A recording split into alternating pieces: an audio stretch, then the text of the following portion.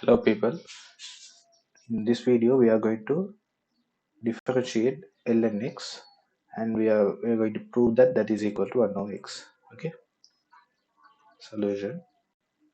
First we are going to write ln x equal to y. Okay, this is same thing as e to the power y is equal to x.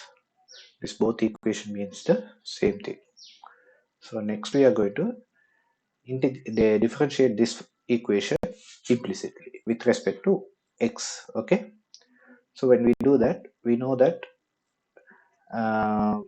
e to the power y, when we differentiate with respect to x, we should use the chain rule, that is e to the power y times dy dx. X, if we differentiate x with respect to x, that will be 1. Okay, now we can substitute the y value here, ln x. Okay, that is equal to dy over dx is equal to 1. Now this is a exponential function, and this part is an exponential function and this part is a logarithmic function. These both are inverses of each other. So we'll be getting x times dy over dx is equal to 1. So which means dy over dx is equal to 1 over x. In other words, d over ln x over dx is equal to 1 over x. Okay, so that's what we wanted. Okay, let's see what happens if it is we want to differentiate something like this, x squared plus x. Okay, we are not going to use the formula directly. Actually we can, but we are going to do in another way. How we are going to do the same way how we prove the this one formula. Okay, then if we do that, this one,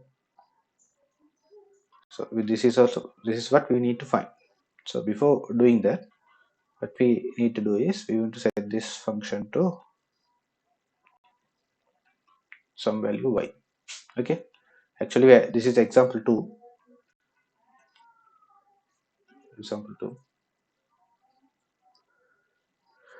Now what we are going to do is we are going to differentiate this. Sorry, we should write it in the exponential form. Okay, e to the power y is equal to x squared plus x.